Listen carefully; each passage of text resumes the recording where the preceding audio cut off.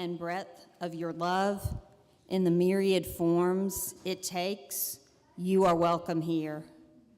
Whether your heart brims with laughter or weighs heavy with tears, in every emotion you bring to this sacred space, you are welcome here.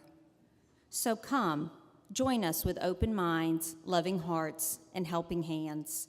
Together, we embark on this journey of community and connection, and you are welcome here. Everyone is encouraged to engage with our soul work materials found on the bookshelf at the back of the sanctuary. Many folks of all ages find that busy hands make for a calm mind and a focused body. We also invite you to put your electronic devices on silent to more fully enjoy the service. If you are new here, we are very thankful you found us and hope that in this community you may experience the warmth and love of this congregation. If you'd like to learn more about us, you can find our newcomer form by scanning the QR code in your order of service. And we also invite you to pick up a welcome bag from the credenza in the back on your way out. Please take note of the announcements printed in your order of service, and you can also scan the QR code to see the full list of announcements in this week's newsletter. I now invite our choir to draw us deeper into this moment as we enter into worship together.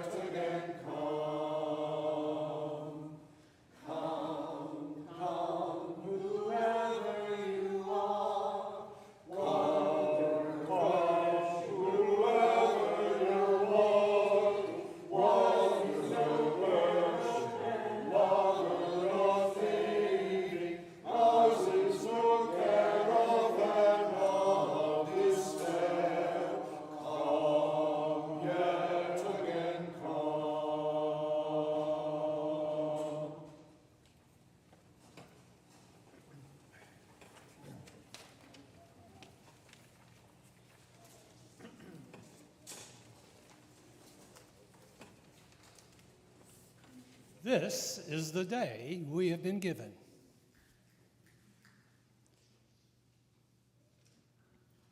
Thoreau said, "The dawning of the day comes only to those who are awake." And is this not why we come here? To be awakened from our spiritual slumbers? This is the day we are given.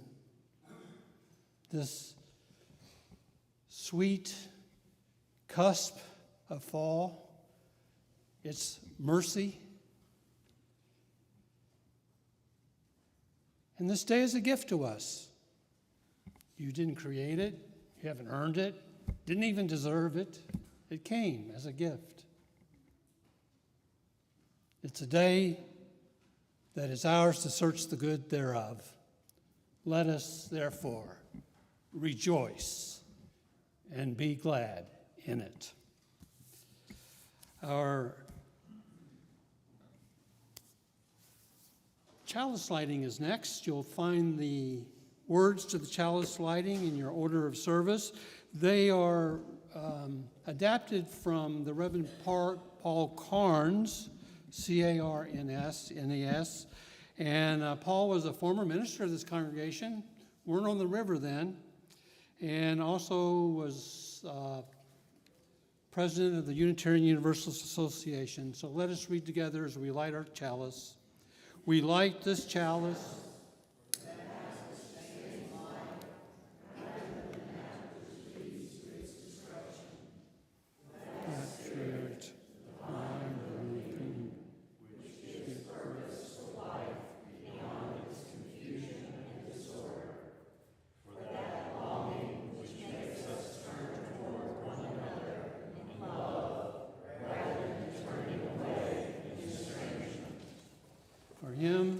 It's number 8, Mother Spirit, Father Spirit. The author of the text of this hymn was our minister in Prague at the beginning of the Second World War. And he was incarcerated by the Nazi regime for preaching in opposition to the Nazi takeover.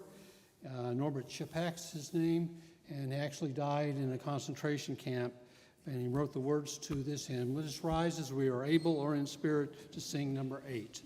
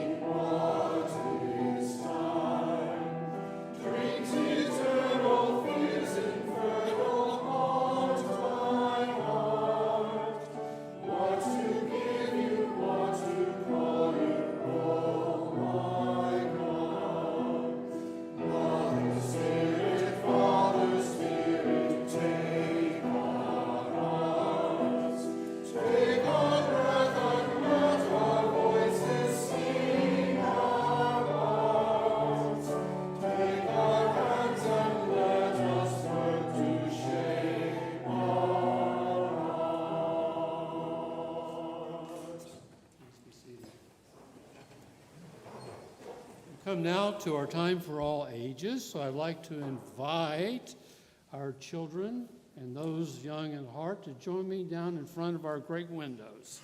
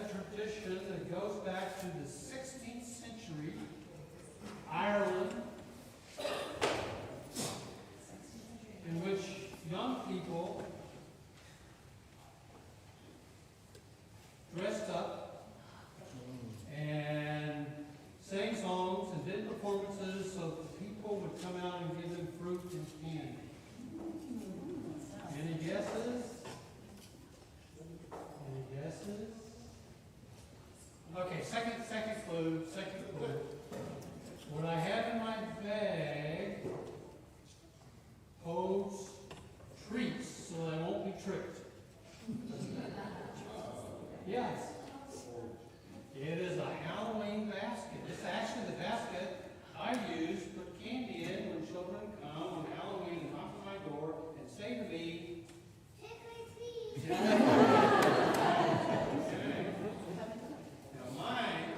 Basket is adorned with a witch. Now, she's a nice witch.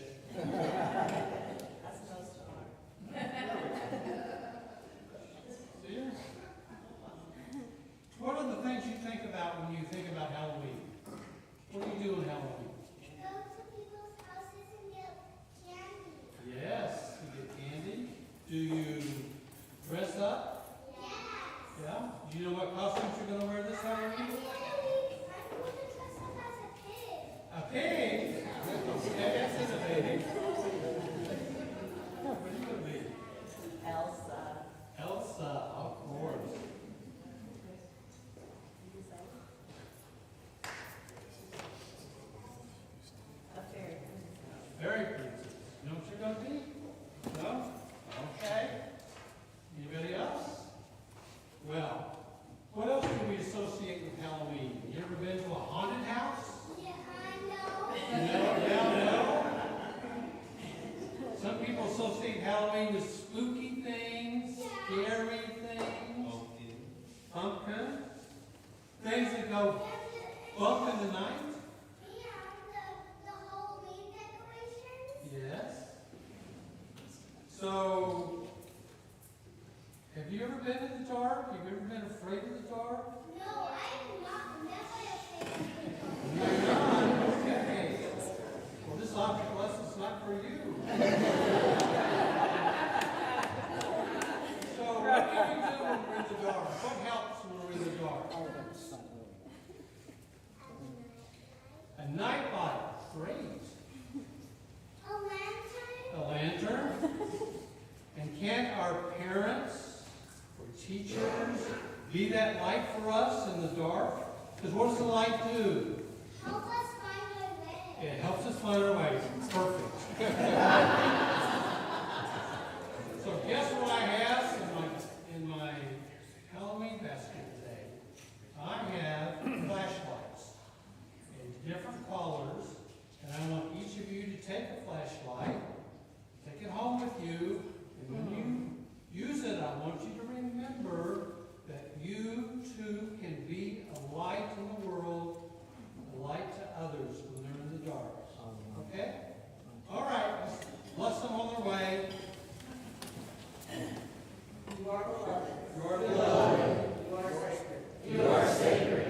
You are powerful. You are powerful. Go in peace.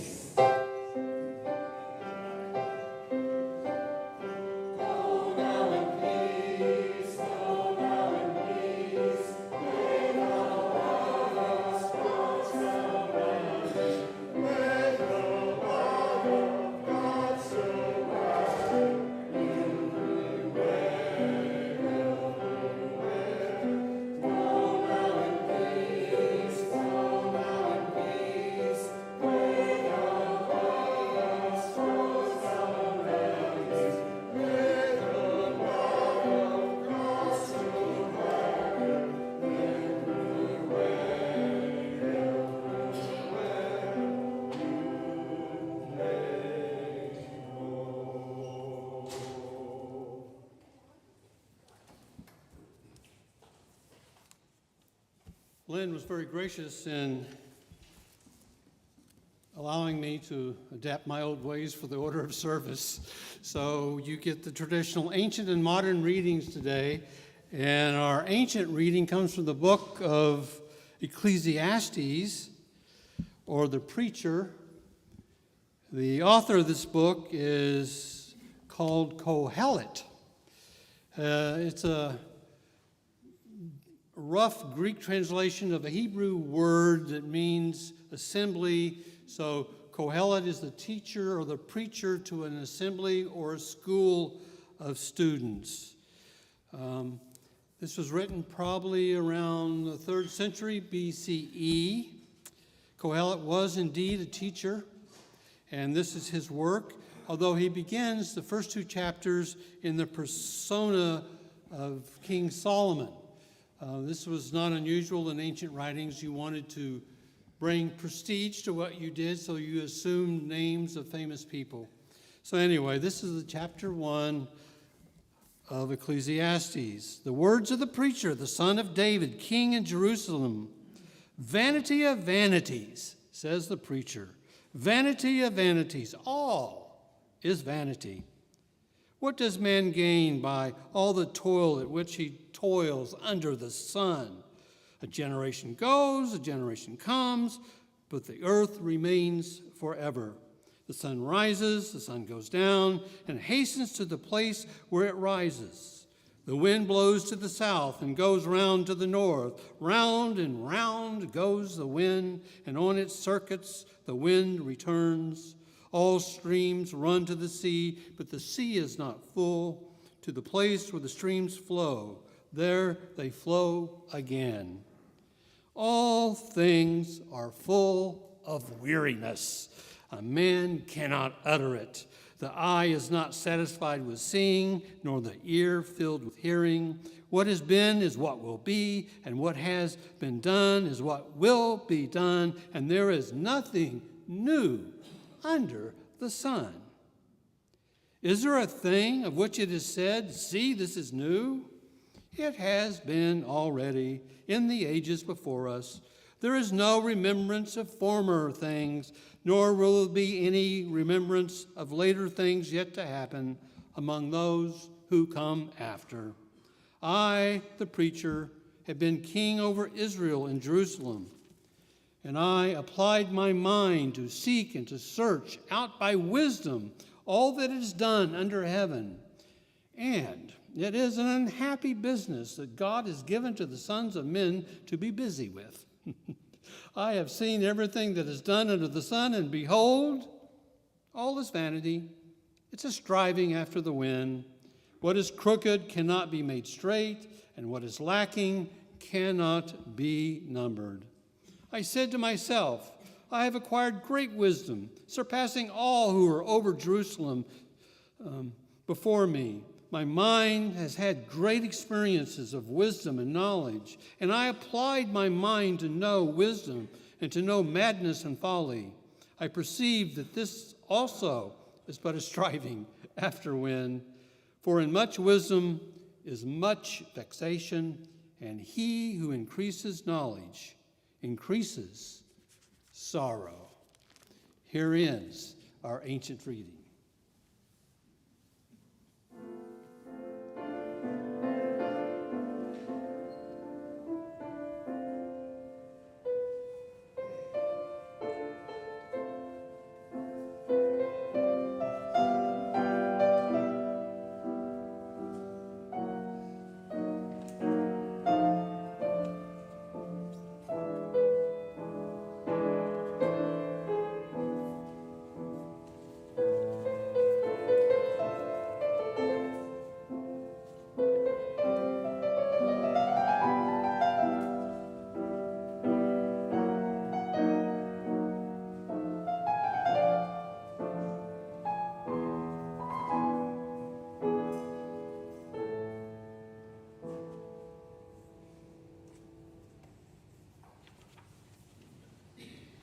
Our second reading, a modern reading, comes from a group of essays published by the UUA titled Landscapes of Aging and Spirituality.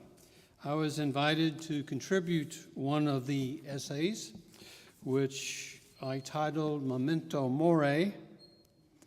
I wrote this about a year of my retirement. And I quote myself. I expect that when I retire, I will experience a sweetness about the decades of work so challenging and rewarding.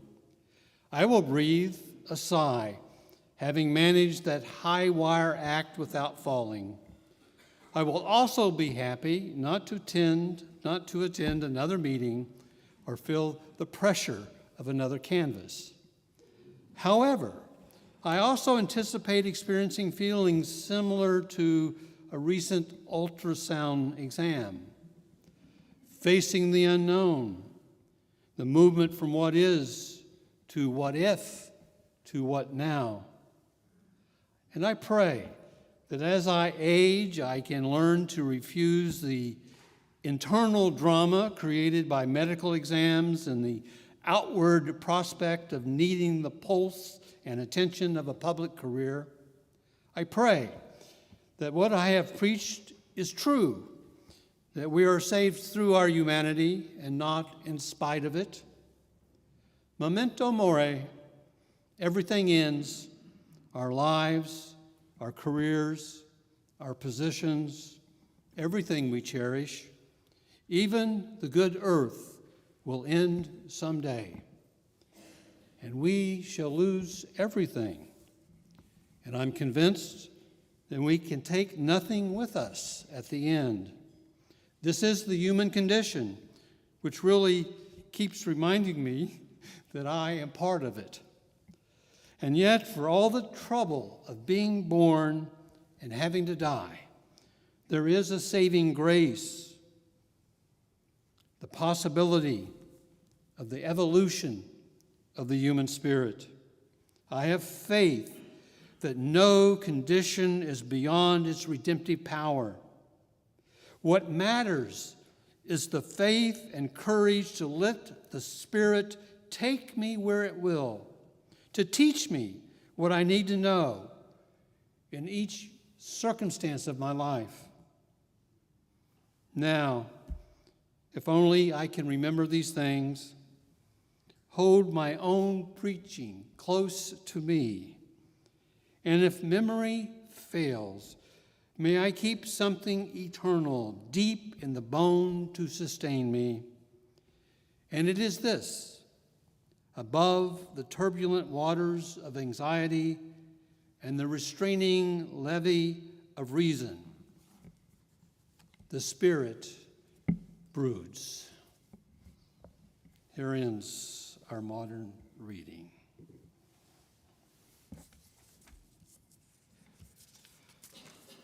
Let us be in an attitude of prayer.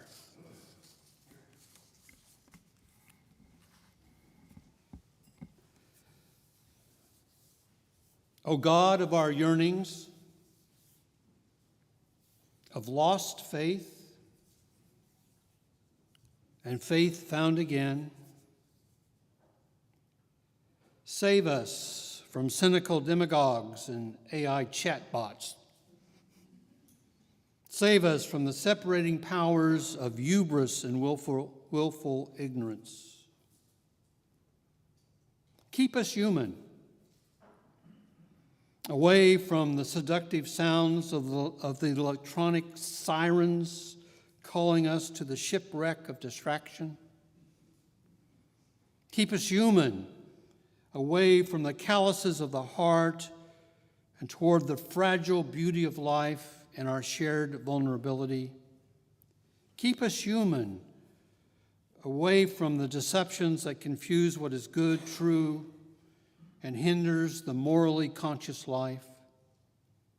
Keep us human, away from the false promises of transactional happiness and toward our capacity for appreciative awareness. Keep us human, away from the cynicism that erodes hope, trust, and forgiveness, and toward the path of right relationship. Keep us human, away from discursive thinking and the demon busy, and toward the centering wisdom of thoughtfulness and contemplation. Keep us human, away from the vulgar appetite of relativism and toward grace, kindness, and what matters most. O God of our yearnings, of our lost faith and faith found again, this is our morning prayer. Keep us human. And now let us each in our own way enter into contemplation, prayer, or thought.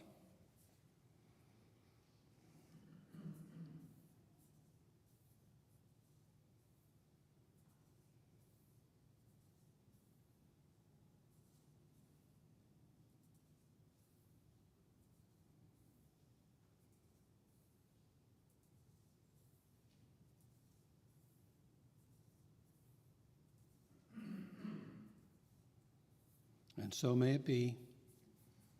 Amen.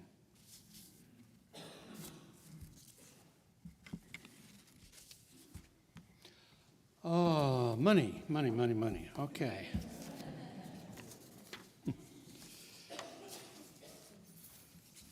First of all, I hope there are those among us today who is considering or feel called today to join this congregation. There is in your order of service a QR code that you can use to check out how one joins our congregation. You can talk to an usher or a staff member or myself after church to assist you. I often think of Albert Schweitzer, who said, "I don't know what your destiny will be, but one thing I know, the only ones among you who will be really happy are those who have sought and found how to serve." This is a great place in which to serve. I hope you feel called to do so. As we prepare to receive the gifts of the congregation, I'd like to tell you about Edward Everett Hale. Who knows who Edward Everett Hale was? If you ever stumble around downtown Boston, Boston Garden, you will find a statue of him. He was my colleague in Boston from the middle of the 19th century to early 20th century. He had a good ministry in a couple of churches, but with the coming of the Civil War, he wrote a little book, a patriotic story called A Man Without a Country, published in 1863. You ought to look it up sometime. He became famous for this little book on patriotism, and he began writing other books that about civic life together, and he became famous for being a person in the Boston region for bringing people together for the common good. He retired, but in 1899, he was called, are you ready for this? He was called and appointed to be the chaplain, 1903, to be the chaplain of the U.S. Senate. There was a Unitarian chaplain in the U.S. Senate. Be proud. And one of the stories told about Mr. Everett is one day he was walking in downtown Boston, and a former parishioner stopped him and said, "Do you pray for the senators, Dr. Hale?" And Dr. Hale replied, "No, I look at the senators and pray for the country." It seems somewhat apropos for today. But he also said something else as we take the offering. He said, "I am only one, but still I am one. I cannot do everything, but still I can do something. And because I cannot do everything, I will not refuse to do the something I can." With that, the gifts of the congregation will be received. You can also go to our website, and there's a place to donate, and there's a QR code in the back of the order of service, so find your way to be generous.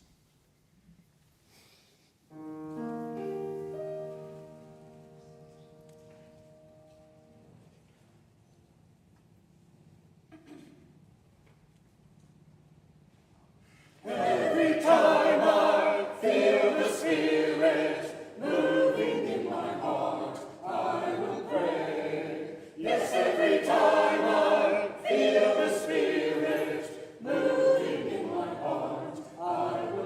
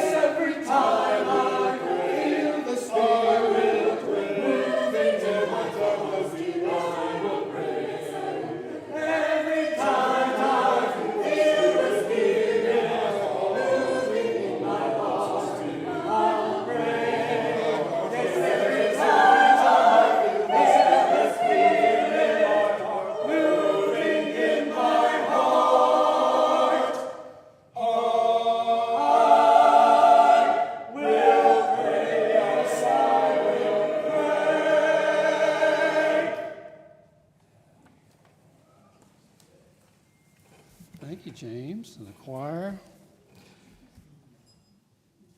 The interesting note I did not mention about Dr.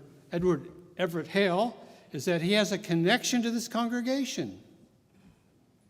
Because in 1894, there was a very young man graduating from Harvard Divinity School by the name of Frederick Preston. And Hale said to him that he should go to the western wilderness to proclaim the Unitarian faith.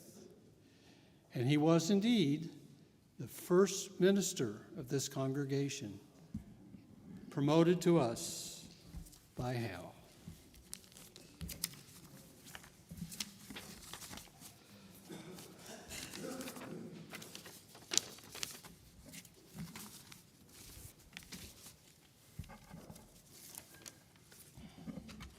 I want to begin by thanking my colleague and our interim minister, Lynn Hopkins, for inviting me to take the pulpit today.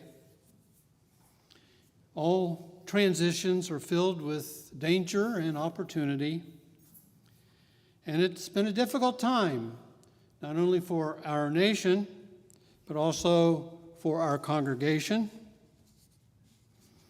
Yet, as I said in the second reading, I do have faith that there is no event, no condition that is beyond the redemptive power of that Spirit the choir sang about, divine though human, revealed in our capacity for appreciative awareness. And what matters is the faith. What matters is the courage to let that Spirit take us where it will, to teach us what we need to know in each circumstance of our lives. And letting go, facing the unknown, the movement from what is to what if, to what now, is part and parcel of our human condition. In terms of our congregational life, Lynn will be a guiding light to help us along our way. Now, for the task at hand, I ask you, how is your spirit? How's your spirit? In terms of our nation's civil, or shall I say, uncivil politic, I'm feeling the mood of our first reading by Qoheleth, who said, "All things are full of weariness. A person cannot utter it. All is vanity and a striving after wind. What is crooked cannot be made straight, and what is lacking cannot be numbered." He speaks about the feeling of futility. I think of Will Rogers. Who knows Will Rogers? All right. A few.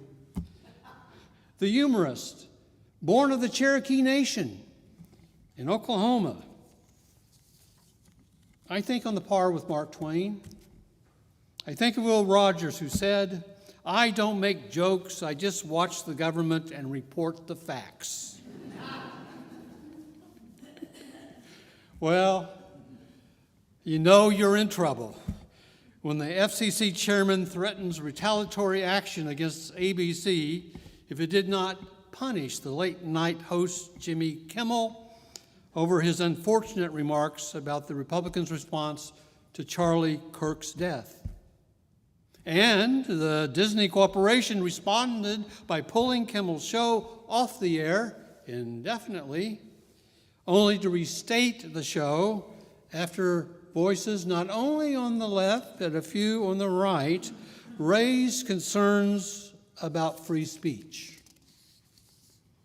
The folks who lambasted the left for its cancel culture regarding conservative and right-wing speakers, a concern I shared. We're now using the government to wage its own form of censorship.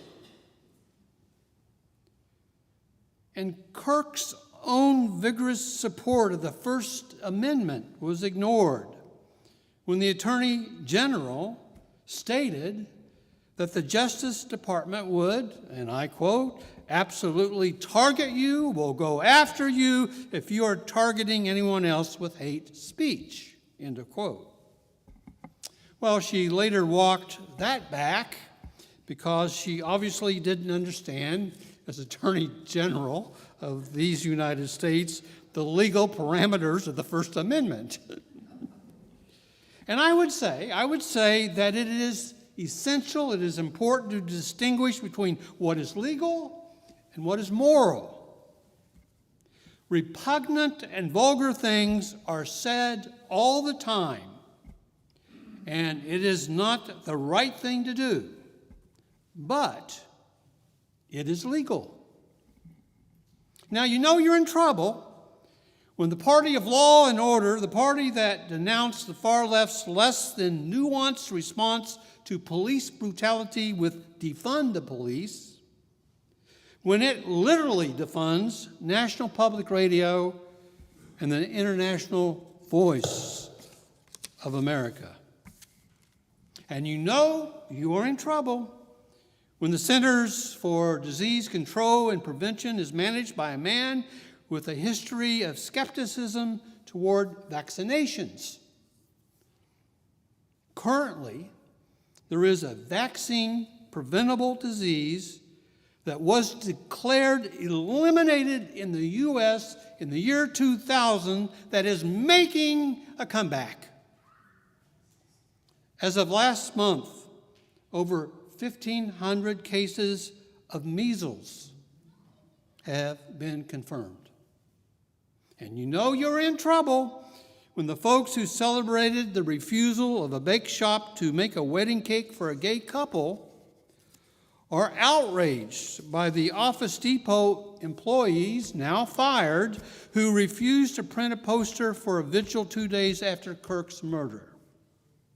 The poster displayed the image of Kirk with a raised fist in triumph, I suppose, with the words, "The legendary Charlie Kirk, 1993-2025.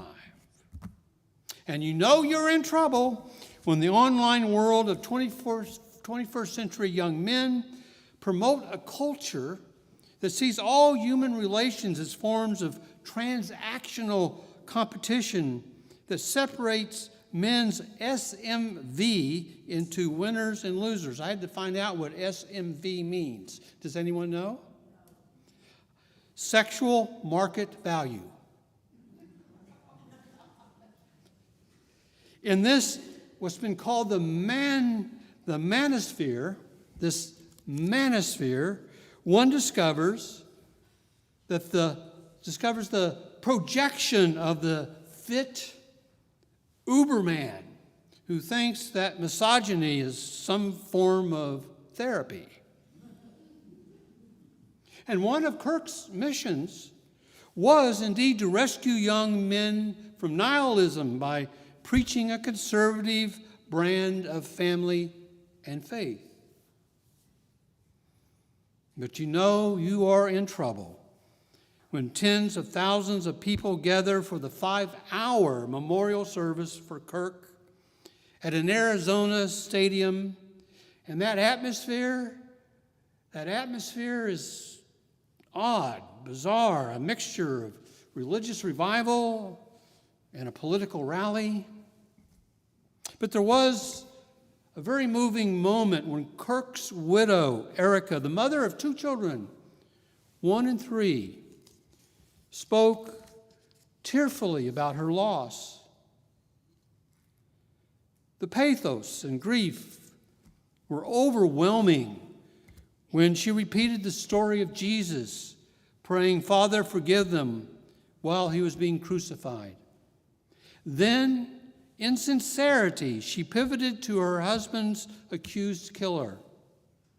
She said, I quote, "That young man," 22, "that young man, I forgive him because it was what Christ did," end quote. And next, when the president took the podium pulpit, he made a quick point to contradict Erica. I quote, "I hate my opponent, and I don't want what's best for them," end quote. He declared that forcefully. And a stadium of mourners now turned to become fans. And they laughed. And they cheered. And I say what's worse, that not one single colleague of mine there conducting a Christian memorial service said a thing in response.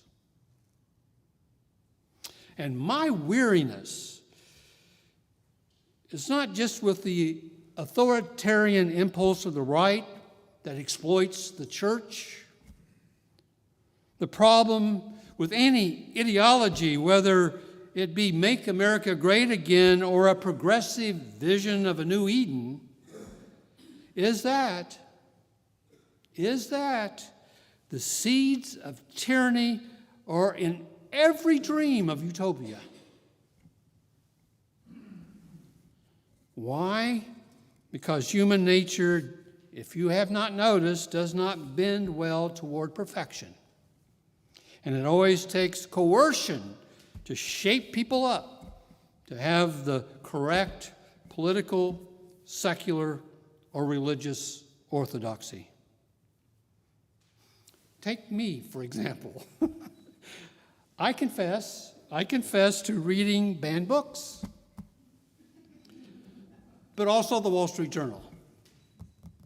I read the Christian Century magazine, but seldom the UU World. I just ordered a book titled "Why Everyone Hates White Liberals, Including White Liberals"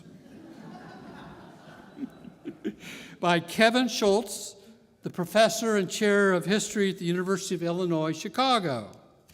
And I ask you, what does that make me?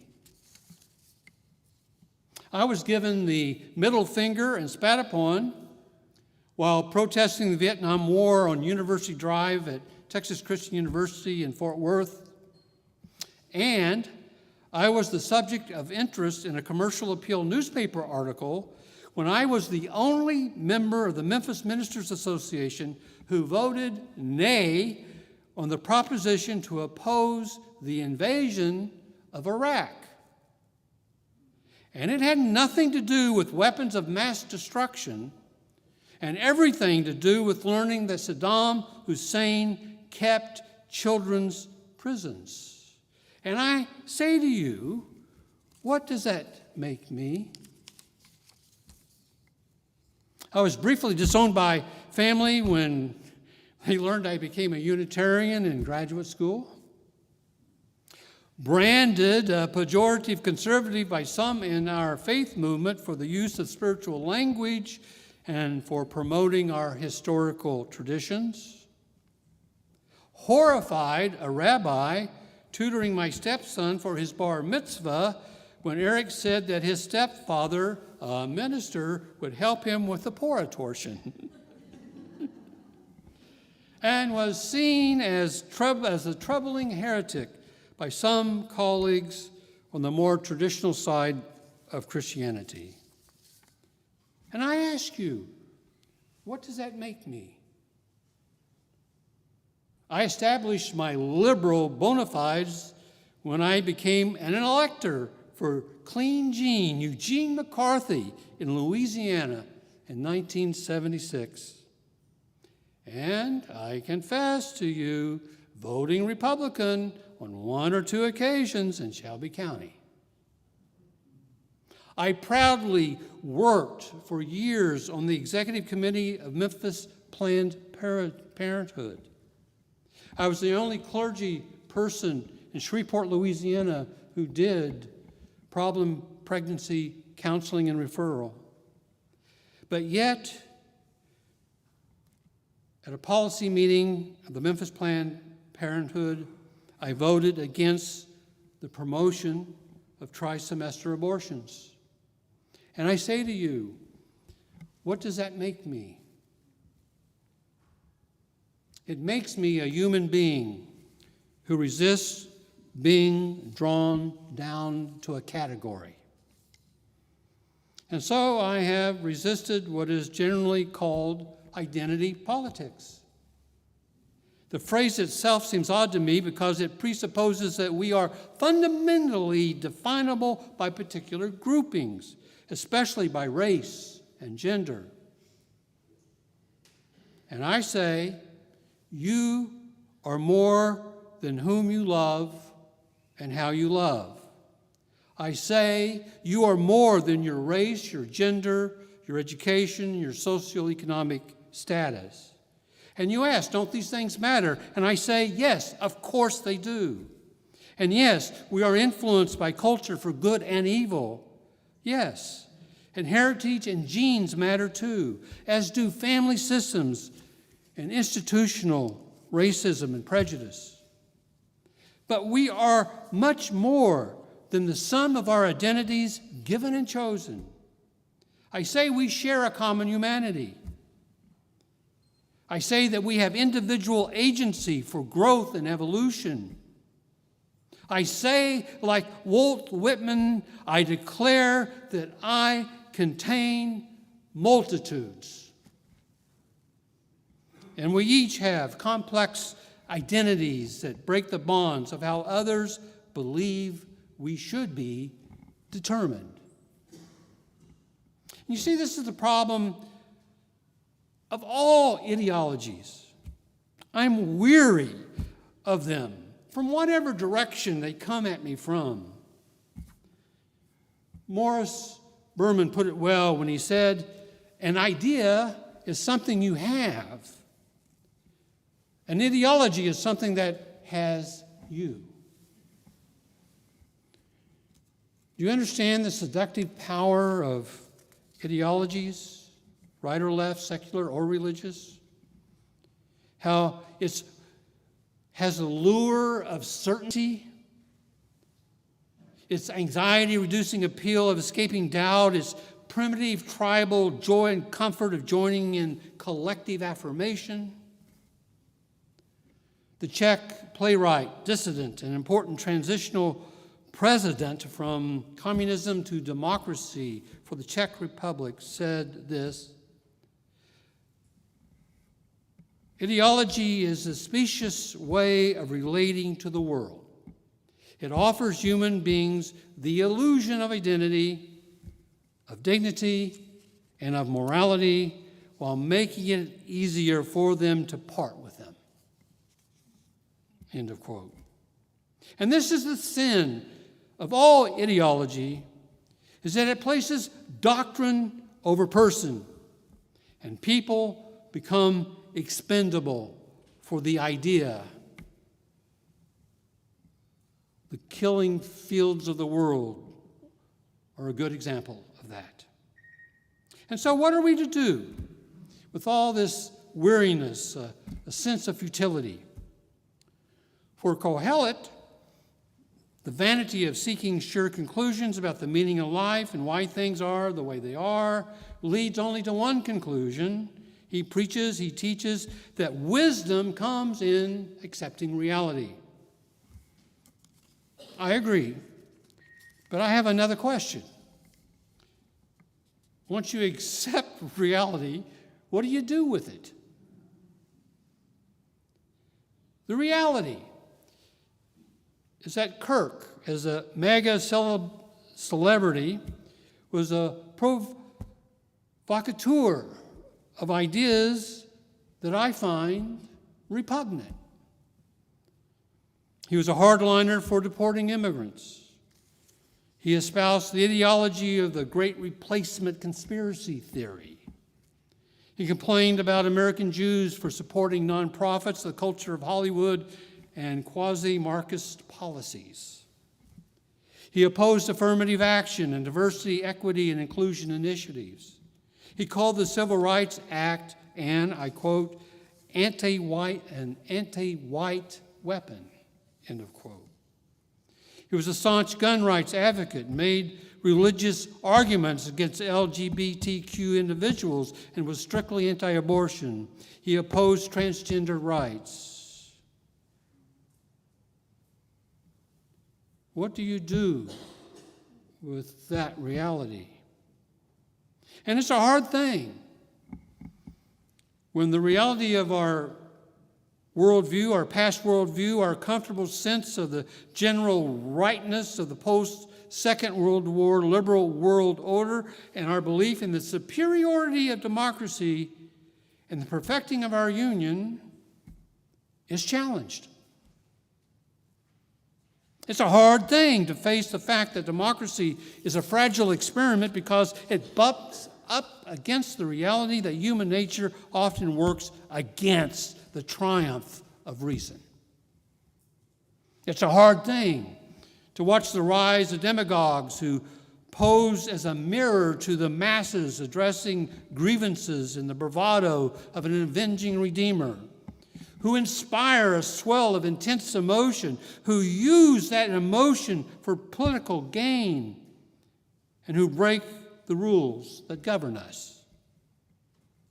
It's a hard thing to listen to the rhetoric that casts immigrants, non-whites, non-Christians, non-traditional straight people as the primary threats to law and order and the cohesiveness of national identity.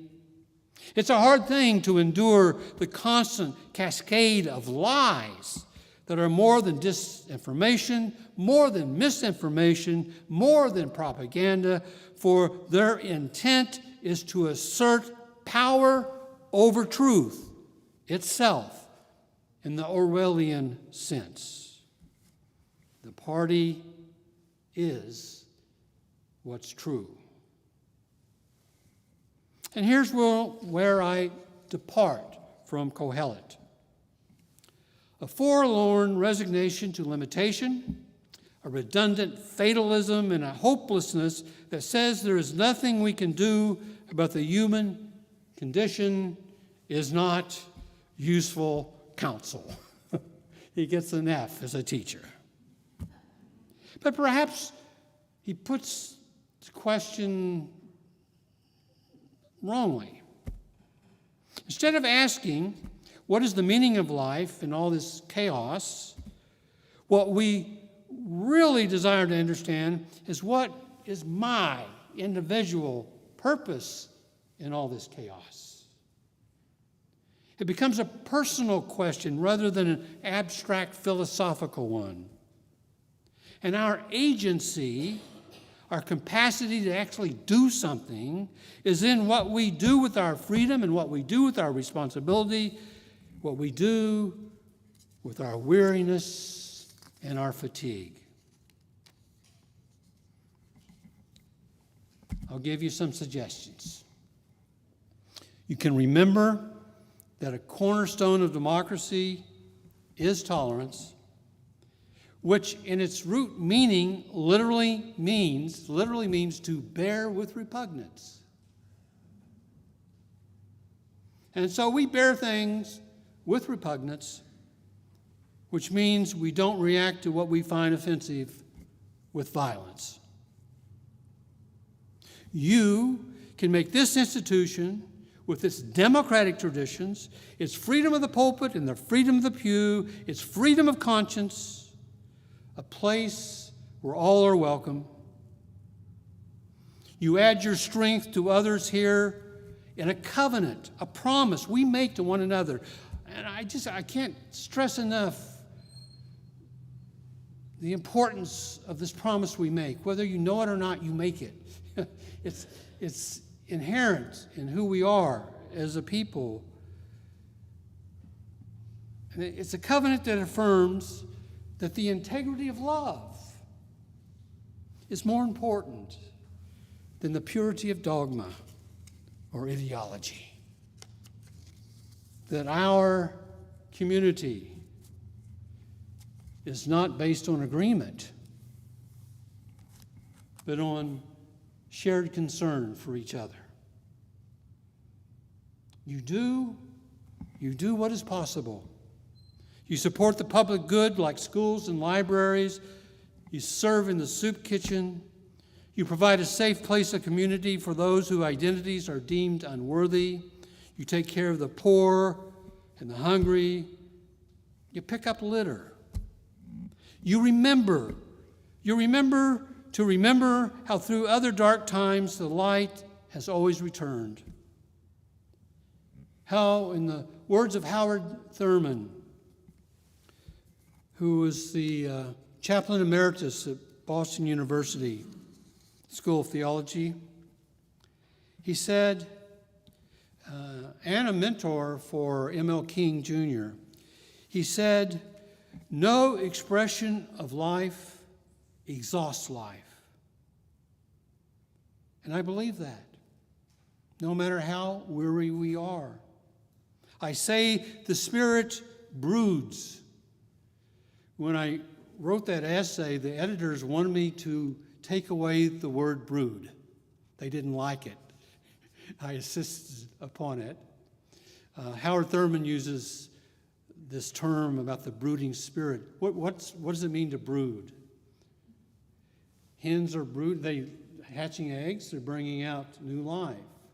Brooding is also thought of as pondering. I like this idea of the Spirit bringing something new to life. The Spirit brooding in the sense of conjuring about what is,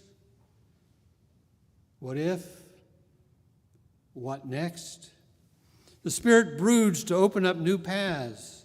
And no experience, no event of any particular moment in time and space exhausts what life is trying to do. We can model together how we would like the world to be. Something we can't do individually, but we can do institutionally as a group of people, and we have much more power in its effectiveness. And as an end for all the vanity that surrounds us, I like what Helen Keller once said. I often use this quote at memorial services. Helen Keller said, "Believe when you are most unhappy, there is something for you to do in the world, so long as you can sweeten another's pain. Life is not in vain." And that's how it is. Meaning is not experienced theoretically. We gain it by living together rightly. Amen and amen and amen.